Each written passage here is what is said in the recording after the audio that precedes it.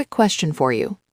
What does your body produce between 1 and 1.5 liters of every single day? Blood? Nope. Urine? Close, but no. It's saliva. Up to 1.5 liters a day. That's roughly 3 standard water bottles worth. And we don't even think about it. We swallow it, we talk through it, we completely take it for granted. I'm a pharmacist with 9 years of experience, and I see patients struggling with this exact issue all the time. Most of them have no idea what's actually going wrong. Today, I want to talk about what happens when that saliva disappears. And trust me, it's a lot worse than you'd think. Today's topic is dry mouth, formerly called xerostomia. And if your first reaction is, it's just a dry mouth, how bad can it be? Stick around, because by the end of this, you won't be saying that anymore. Let's talk about what saliva is actually doing for you.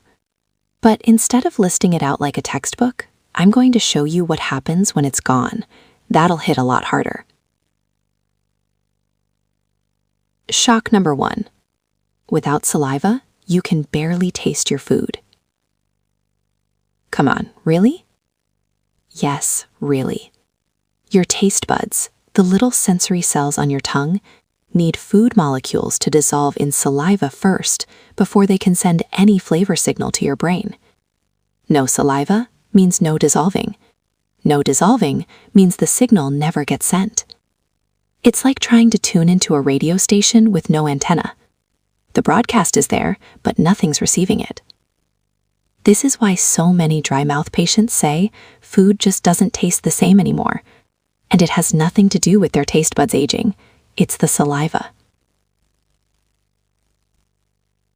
Shock number 2. Cavities start appearing out of nowhere and fast. Here's the mechanism, and once you hear it, it'll make total sense. Every time you eat, the bacteria in your mouth feed on food debris and produce acid as a byproduct.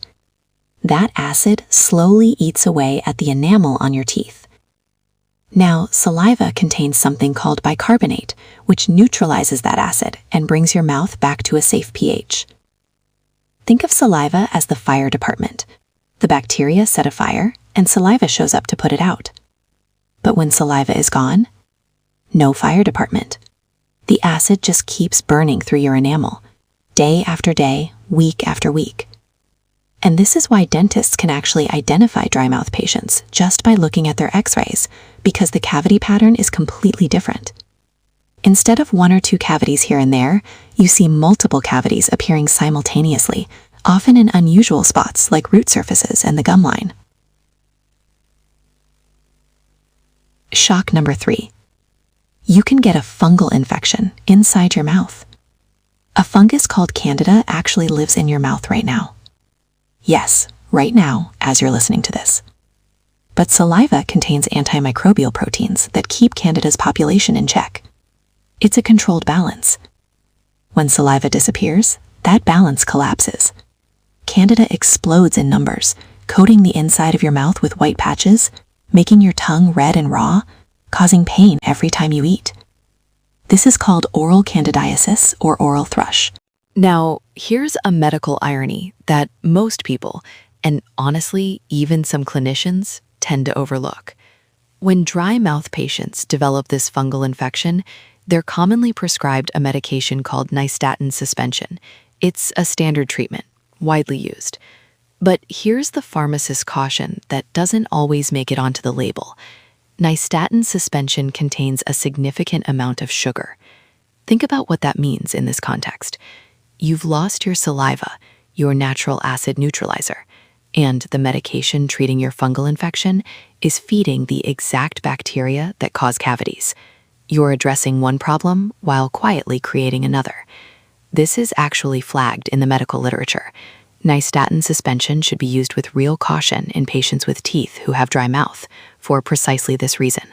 It's one of those details that makes a real difference in practice. Shock number 4. Dry mouth makes it genuinely hard to speak. Saliva lubricates your tongue, lips, and the inside of your cheeks. When it's gone, those tissues start sticking together. Speech becomes slurred or effortful, and talking for extended periods becomes exhausting. If you've ever had to give a long presentation and noticed your mouth drying up, your words sticking, that's a mild version of what dry mouth patients deal with every day. So why does this happen? All right, let's talk about causes. And I'm not just going to list them. I'm going to explain why each one causes dry mouth, because the mechanism is actually fascinating.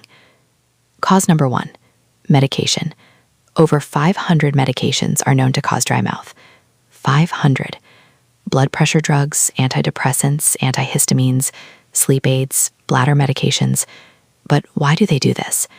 Here's how it works. Your salivary glands are controlled by the autonomic nervous system, specifically the parasympathetic nervous system. Think of the parasympathetic system as your body's rest and digest mode. When you smell food, when you see something delicious, your parasympathetic nervous system sends a signal to your salivary glands. Start producing, now. That's why your mouth waters before a meal. Many medications block this signal. This is called anticholinergic activity. The glands are perfectly healthy. They're just not receiving the order to produce. The pipeline is cut. And here's where it gets worse. One medication with mild anticholinergic activity might be manageable on its own.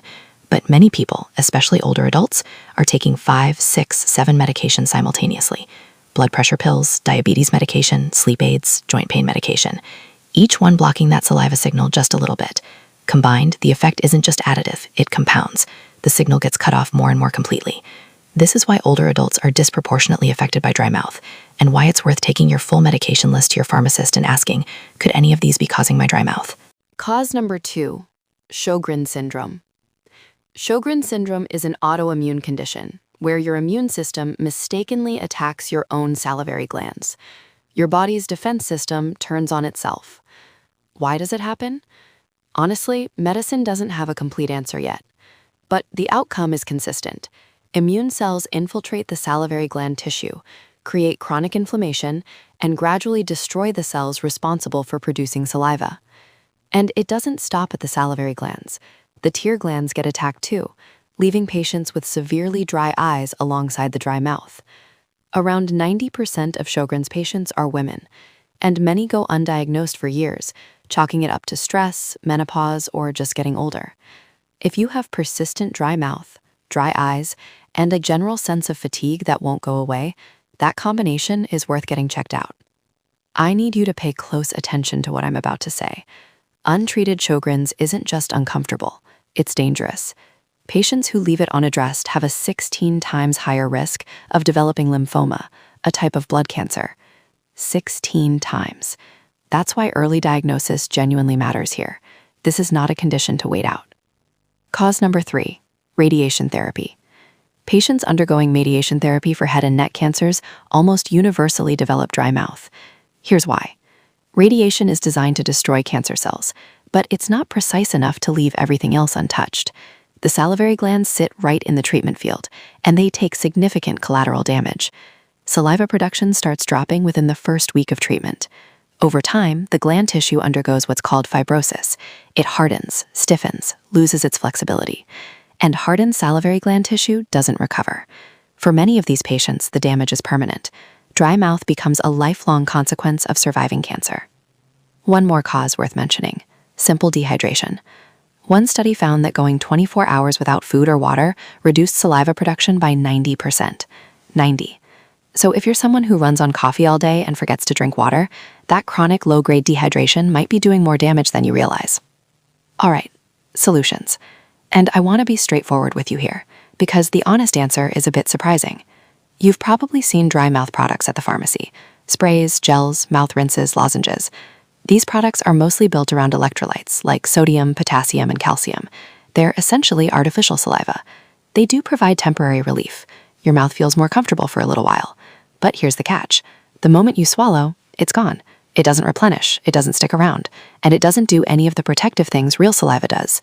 The Cochrane Collaboration, one of the most respected bodies for evaluating medical evidence, reviewed 36 clinical trials on topical dry mouth treatments and concluded there is no strong evidence that any topical therapy is effective for relieving the symptom of dry mouth. Not one product. To be fair, that doesn't mean you shouldn't use them. If a spray gets you through a meeting or helps you sleep, that has real value. Just don't expect it to fix the underlying problem. So what does have solid evidence behind it? Sugar-free gum. I know, it sounds almost too simple, but chewing mechanically stimulates the salivary glands and triggers real salivation production. Research confirms this works in patients who still have some residual salivary gland function. And the evidence for gum is actually stronger than the evidence for most of those specialty products. The key word is sugar-free. Regular gum in a dry mouth environment is throwing fuel on the fire we talked about earlier. No fire department plus accelerant, not a good combination. A quick note from clinical practice. For patients who can't chew gum, maybe because of dentures or jaw issues, sugar-free hard candy is a practical alternative. Look specifically for xylitol-based options. Xylitol not only stimulates saliva through the sweet sensation, it also actively suppresses the growth of cavity-causing bacteria. So you get some saliva stimulation and cavity protection at the same time. Not as powerful as gum for saliva production, but for people who can't chew, it's a genuinely useful option. On the lifestyle side, stay consistently hydrated throughout the day, use a humidifier at night, and if you smoke, smoking directly suppresses salivary gland function. It compounds oral health problems in ways most people don't connect. Here's the most important point of everything I've covered today. If you're experiencing dry mouth, the first thing to do is look at your medications. Not reach for a spray, not buy a specialty product. Look at what you're taking. If you're on blood pressure medication, antidepressants, antihistamines, or sleep aids, any of those can have anticholinergic activity, and no amount of water is going to fully overcome that if the underlying signal is being blocked. Take your medication list to your pharmacist and ask, could any of these be contributing to my dry mouth? Is there an alternative that might have less of this effect? That one conversation can genuinely change things. 3 takeaways before I let you go. 1. Saliva handles taste, cavity prevention, infection control, and speech. You don't fully appreciate it until it's gone. 2. Most dry mouth products offer temporary comfort, not a real solution. Sugar-free gum has stronger evidence behind it than most of them. 3. If your mouth is chronically dry, check your medications first. And if you also have dry eyes and persistent fatigue, get evaluated for Sjögren syndrome. Left untreated, it carries a 16 times higher risk of lymphoma. That's not something to ignore. Thanks for listening. Whether you caught this on your commute, at the gym, or doing chores at home, I'm a pharmacist, and I make these videos because this kind of information deserves to be easy to find and easy to understand. If this was useful, subscribe and leave a like. It helps more people find this content. See you in the next one.